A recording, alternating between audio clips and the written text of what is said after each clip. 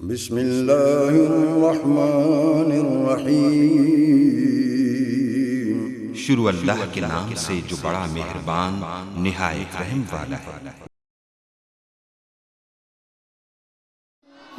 رب کو پیارے رب راضی ہے نہاتے، ان رب کو پیارے رب راضی ہے نہاتے، ایوین پیر چوم دے اسی اللہ والیاں دے، ان رب کو پیارے رب راضی ہے ناتے، ایوین پیر چوم دے اسی اللہ والیاں دے، ان رب کو پیارے خالق دی کل خدائی اے اناد بادشاہی، خالق دی کل خدائی اے اناد بادشاہی، جو چاو دے کر دے اے دین دے سپاہی، جو چاو دے کر دے اے دین دے سپاہی۔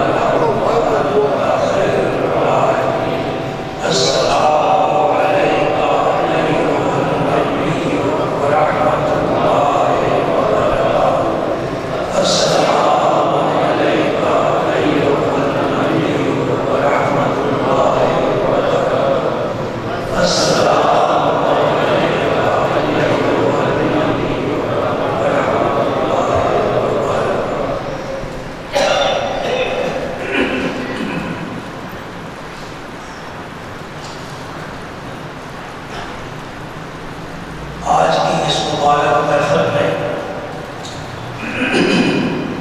میں ایک حدیث پاک پیش کرنا چاہتا ہوں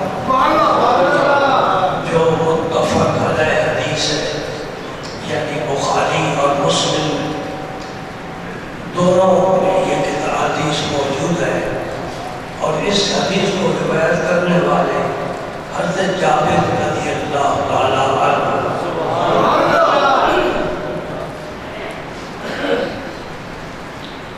اس حدیث پاک کا تعلق غزوہ خندق کے ساتھ ہے۔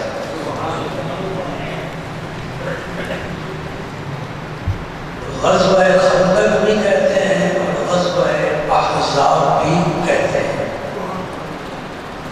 میں اس کا تھوڑا پس منظر بیان کرنے کے بعد پھر اصل حدیث بیان کروں گا۔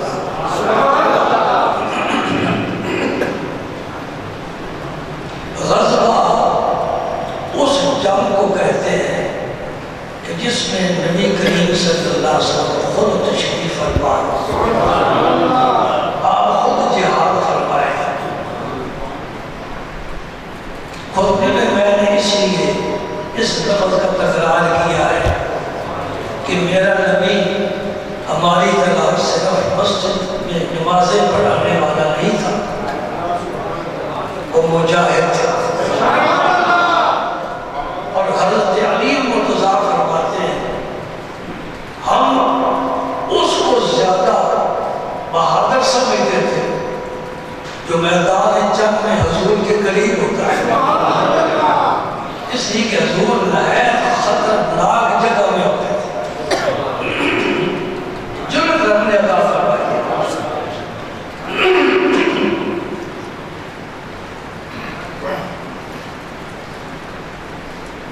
آزاد اس لیے کہتے ہیں کہ آزاد حزب کی جمع ہے اور حزب کہتے ہیں جماعت، چونکہ اس جنگ میں بہت سے قبیلے اکٹھے ہو گئے تھے، اور انہوں نے اہل مکہ کو ابھارا، اٹھو ہم تمہارے ساتھ ہیں اور مدینہ پاک پر حملہ کرتے اور اسلام کی جو قوت ہے اس کو ہمیشہ ہمیشہ کے لیے ختم کر دو۔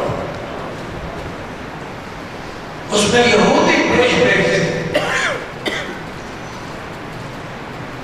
یہودیوں نے پورے علاقے میں آگ لگا دیا اور ہر قبیلے کو ہم نوا بنا دیا۔ ابو سفیان کے پاس بھی گیا، ابو سفیان نے کہا تو نے تو ہمارے دل کی بات کی ہے، ہم تو پہلے چاہتے ہیں چلو مل کر مدینہ پر حملہ کرتے ہیں۔ اس غزوے کو غزوہ احزاب کہتے ہیں۔ اس غزوے میں 10,000 مشرکین تھے اور 3,000 مدینہ پاک کے درویش مجاہد تھے۔ کیا مقابلہ ہے؟ کوئی بدر والا 313 کا 1000 کے ساتھ مقابلہ، لیکن قلت کثرت کو نہیں دیکھا جاتا، جذبہ ایمانی دیکھا جاتا ہے۔ جب یہ جذبہ ہو تو غیب سے پھر اللہ مدد فرماتا ہے۔ بدر میں بھی فرشتے اترے تھے، اس موقع پر بھی فرشتے آئے، جبریل سب سے آگے تھا، گھوڑے پر سوار تھا، وہی لانے والا فرشتہ آج وہ بھی میدان جہاد میں اتر گیا، اس لیے کہ اللہ کا نبی میدان جہاد میں، اس کے پاس بھی اسلحہ تھا، اب اس کے سر اور داڑھی پر بھی غبار تھا، غبار، جن چہروں پر غبار پڑتا ہے قیامت کے دن چودھویں کی چاند کی طرح چمکے، اور جو اپنے چہروں کو عورت کی طرح سجا کر رکھتے ہیں، پتہ نہیں ان کا کیا حال ہے۔ یہ نبی کی اور نبی کے صحابہ کی بات میں کر رہا ہے، سبحان اللہ۔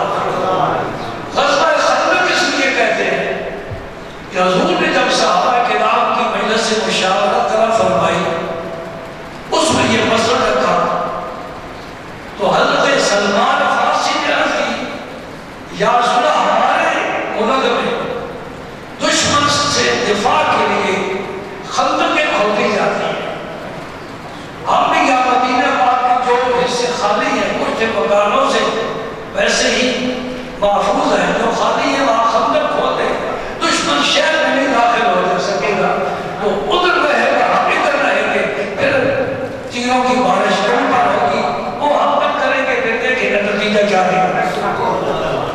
نبی کریم صلی اللہ علیہ وسلم نے حضرت سلمان فارسی کے اس مشورے کو پسند فرمایا۔ اللہ نے حکم دیا تھا مشاورہم فی الامر، اے میرے حبیب تیرے عقل کی کوئی انتہا نہیں، لیکن صحابہ کی دلجوئی کے لیے اور تعلیم امت کے لیے مشورہ دیا گیا، ہر ایک کے لیے ضروری ہے، کوئی بھی گھر میں اکیلا فیصلہ نہ کرے، گھر والوں سے مشورہ لے کر چلے، یہ نبی پاک کی سنت ہے، مشورہ کرنا، سبحان اللہ۔ اور حضور کو ان کی بات اتنی پسند آئی، دیکھیے احساس مل رہا ہے، یہ بہت بڑا طبقہ مل رہا ہے، نشان حیدر کیا چیز ہے، فرمایا سلمان منا اہل بیت، وہ سلمان جو فارس سے آیا ہے، تو میرے اہل بیت رکن، اسے کہتے ہیں ممبر آف فیملی۔ حضور نے یہ احساس بخش دیا، سلمان نے فارسی کو عزت بخش، فرمایا تو میرے اہل بیت میں سے۔ اب وہ جو علاقہ تھا خندق کھودنے والا، اس کو تقسیم کیا گیا اور سب چاہتے تھے کہ سلمان فارسی ہمارے ساتھ، خندق کھودی جا رہی ہے، نبی پاک صلی اللہ علیہ وسلم خندق میں کھودنے میں اور مٹی پر رکھنے میں خود شریک ہے، یقین جانو میں ممبر پر بیٹھا ہوں مجھے شرم آتے، یہ کام میں نہیں کر سکتا، اور نوری بدن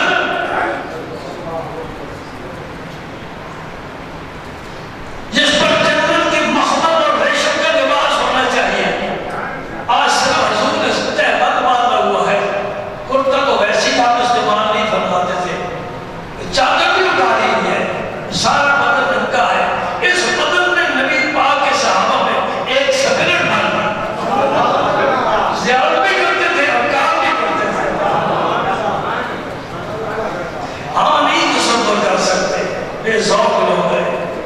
صحابہ سے پوچھو. اللہ سبحان اللہ سبحان اللہ. اور روایت کرنے والے روایت کرتے ہیں کہ نبی پاک صلی اللہ علیہ وسلم مٹی اٹھاتے تھے، یہ سارا حصہ آپ کا مٹی سے بھرا ہوا ہوتا تھا.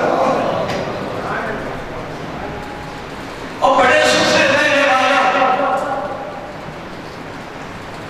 دیکھو کشمش میں تصور سے میرے رسول اللہ صلی اللہ علیہ وسلم کو کہ صحابہ کے ساتھ برابر کام میں شریک ہے. مٹی اٹھا کر حضور باہر لے جا رہے ہیں اور زبان پاک سے کیا فرماتے ہیں؟ اللہم لا عیش عیش، اللہم لا عیش الا عیش الاخرہ فاغفر للانصار والمہاجرہ. بلند آواز سے آپ یہ شعر ہے. عبداللہ بن رواحہ وہ حضور کے صحابی ہیں اور وہ شاعر تھے. حضور کا اپنا شعر نہیں تھا، اپنے شعر کا ملکہ حضور کو بخشا ہی نہیں، کیونکہ شعر وہی ہے کوئی کمال نہیں. بس شعراء یتبعهم الغاوون آپ نے مذمت کی ہے سورہ شعراء میں. شاعری کوئی اچھی چیز نہیں ہے. ہاں اچھا شعر ہو تو اچھا، یہ اچھا شعر ہے. حضور نے بس بات فرمایا. اس کا معنی کیا ہے؟ اللہم لا عیش الا عیش الاخرہ. اے اللہ کوئی زندگی نہیں، زندگی ہے تو آخرت کی زندگی.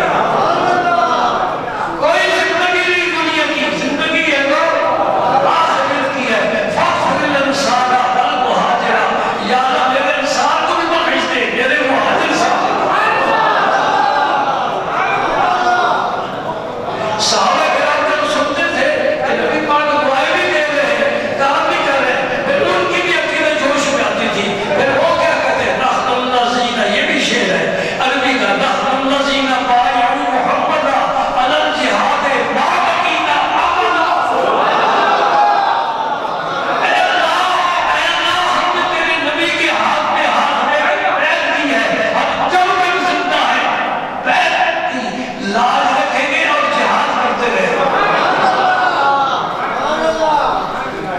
27 غزوے صحابہ نے حضور کے ساتھ لڑے. 27 غزوے. ملک ایک جنگ کرے تو کمزور ہو جاتا. 27 جنگیں اور وہ بھی کس حالت میں؟ اسلحہ ہی نہیں، راشن نہیں، کھانے پینے کا کوئی انتظام نہیں. اور اس غنیمت کے موقع پر صحابہ کرام مدد 3 دن ہو گئے تھے، کسی نے ایک کھجور بھی نہیں کھایا.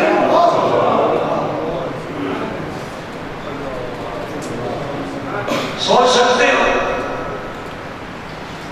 رمضان سے پہلے بھی 3 دن ہے، ذرا 3 دن فاقہ کر کے دیکھو نا بلا کیا حال بنتا ہے. آنکھوں کے سامنے اندھیرا آ جائے، کیونکہ ہمیں دن میں 3-4 دفعہ کھانے کی آتی ہے. صحابہ کرام کھاتے کچھ نہیں تھے. کیا کرتے تھے؟ آدمی کھائے نہیں تو چل بھی نہیں سکتا. کھاتے پیتے نہیں تھے، اللہ کے رسول کی زیارت کیا کرتے تھے. انہیں کھانے پینے کی ہندی محسوس نہیں تھا. اے تو آپ نے کئی مرتبہ اس کا تجربہ کیا ہوگا. بہت خوشی کا موقع ہو تو بھوک ہی نہیں لگتی. یہ تو تجربے کی بات ہے. اور غم میں بھی بھوک نہیں لگتی. کئی دن آدمی گزار چھوڑتا ہے، اتنا صدمہ آیا کہ کھانا پینا بھول گیا. صحابہ کرام اور اپنے وہ نعمت عطا فرمائی ہے، قیامت تک کوئی پہنچ بھی نہیں پہنچ سکتا. سبحان اللہ.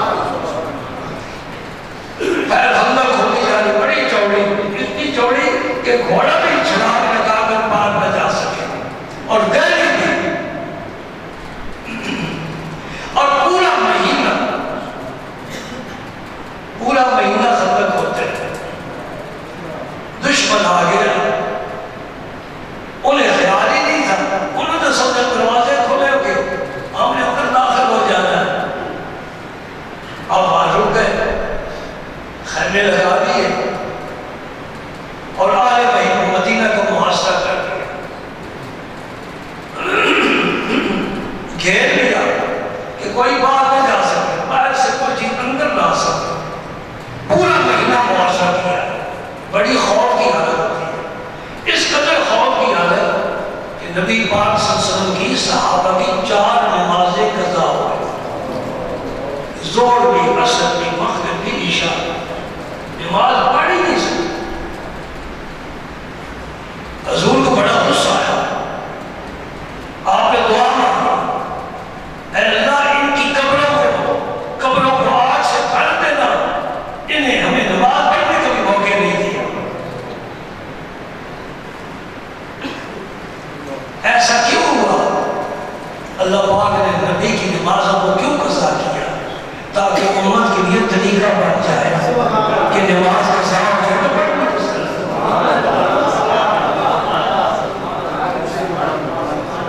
چنانچہ رات کو پھر سکون مل جاتا تھا، ان آرام کرتے تھے، کھانا جھانا کھاتے تھے۔ نبی پاک نے حضرت بلال سے فرمایا اب یہ نماز اصل میں لفظ ہے فوت ہو جانا، قضا کرنا نہیں۔ قضا بعد میں جب آدمی پڑھتا ہے اس کو کہتے ہیں قضا کرنا، لیکن ہمارے محاورے میں نماز کو ہم کہتے ہیں کہ قضا ہو گئی، فوت ہو گئی۔ حضرت بلال نے جب دیا اذان پڑھ، انہوں نے اذان پڑھی، حضور نے سب سے پہلے ظہر کی جماعت کرائی، پھر حضور نے عصر کی جماعت کرائی، پھر مغرب کی کرائی، پھر عشاء کی کرائی، 4 نمازیں پڑھی۔ تو یہ مسئلہ بن گیا اگر نماز فوت ہو جائے اس طرح پڑھیں، جماعت کے ساتھ پڑھیے، اذان کہیں تنہا بھی پڑھے تھا بھی اذان کریں، اقامت کریں، یہ مسئلہ اپنی جگہ پر۔ اب حدیث پاک کی طرف آؤ، خندق کا واقعہ اور غزوہ خندق، اس کے بڑے عجیب حالات ہیں۔ حضرت جابر فرماتے کہ خندق کھود رہے تھے تو ایک بہت بڑی چٹان نکل آئی، صحابہ بھی بڑے ماشاءاللہ قوت بازو کے کھڑے والے تھے، جو بھی قدار مارتا قدار بن جا گئی تھی، چٹان نہیں ٹوٹ رہی۔ سارے صحابہ ہیں ہمت لگا چکے، فرماتے ہیں فجاء النبی، آخر میں نبی کے پاس آنا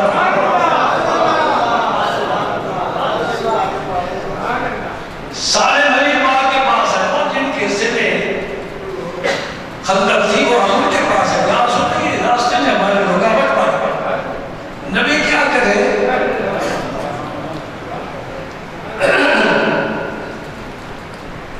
فرمایا آنا نازل ہر مشکل کی کنجی یا حضرت میں آئے، سچ کہا یہ محمد صاحب نے سچ فرمایا، ہر مشکل کی کنجی ہے، اب اس کو مشکل کشاب کا ہونا کو تمہاری مرضی۔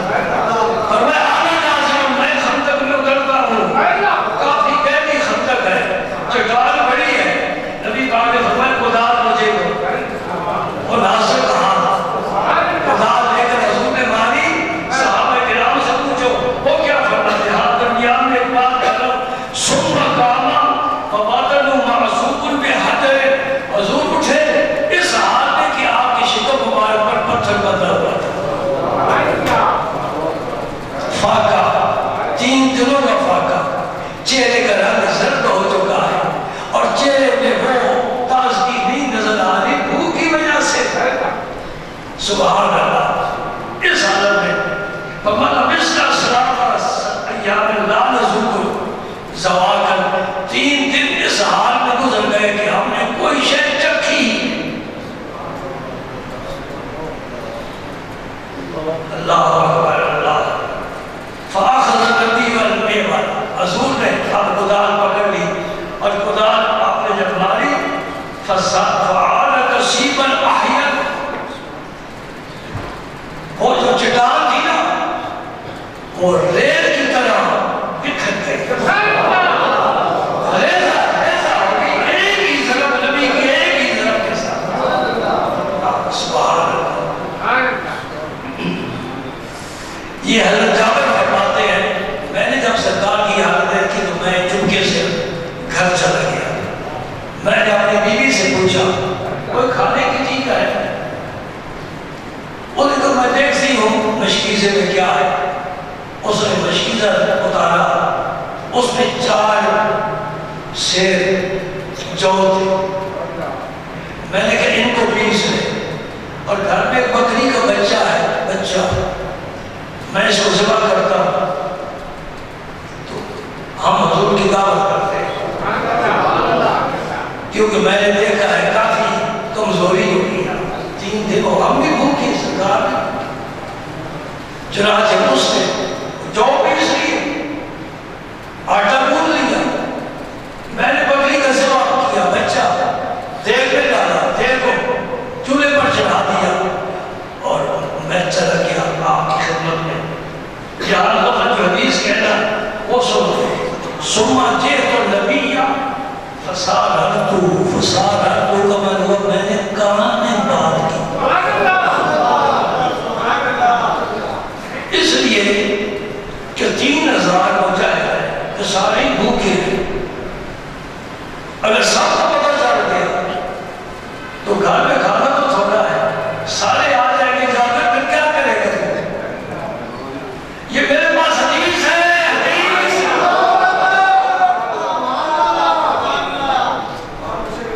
جو میرے نبی کو میری نظر سے دیکھتا ہے مسلم و بخاری پڑھ، تجھے پتہ چلے کہ رب نے یوں نبی کو نہیں بھیجا، کچھ دے کر بھیجا۔ یہ میرے نبی کا صبر بھی ہے بے مثال، اور میرے نبی کی سخاوت ہے بے مثال۔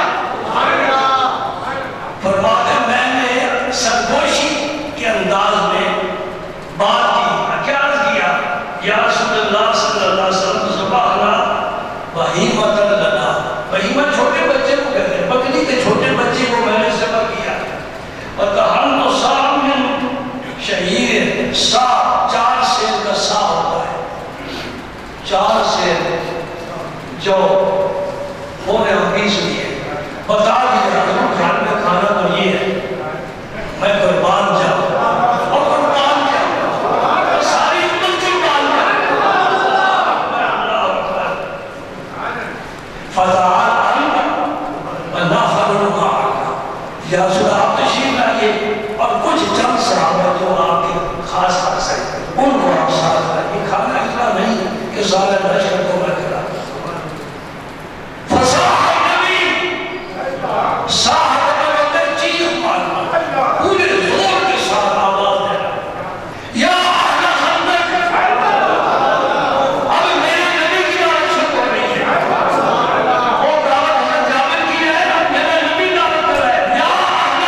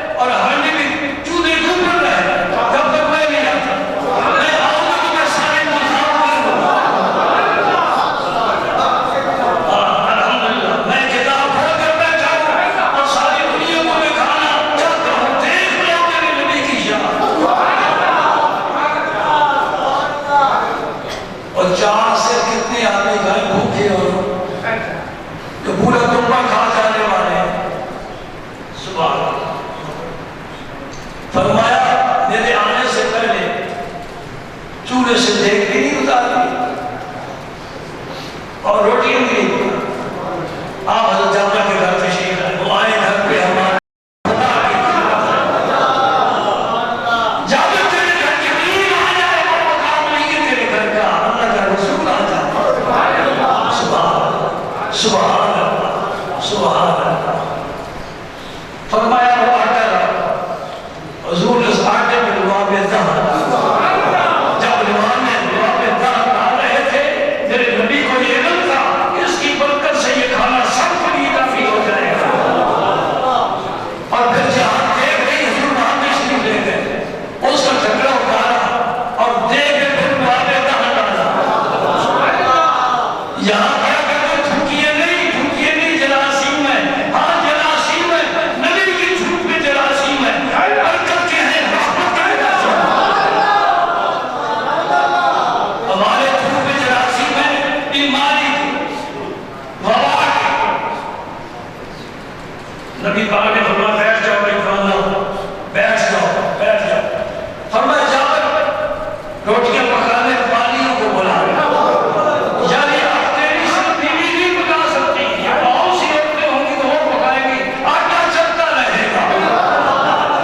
نہ جانے کہاں کنیکشن قائم ہو گیا. سبحان اللہ. اور جس کے حوض کوثر میں جنت کی نہریں گر رہی ہوں وہ نبی صاحب کوثر.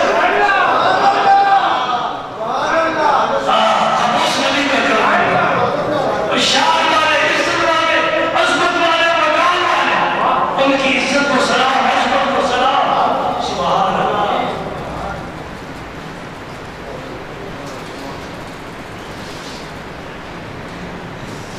اچھا جی، فرماتے ہیں حضرت جابر کہ پورے لشکر نے کھانا کھایا اور کھانا کھا کر چلے گئے. آٹا جو کا تو پڑا ہے اسی طرح جوش مار رہے.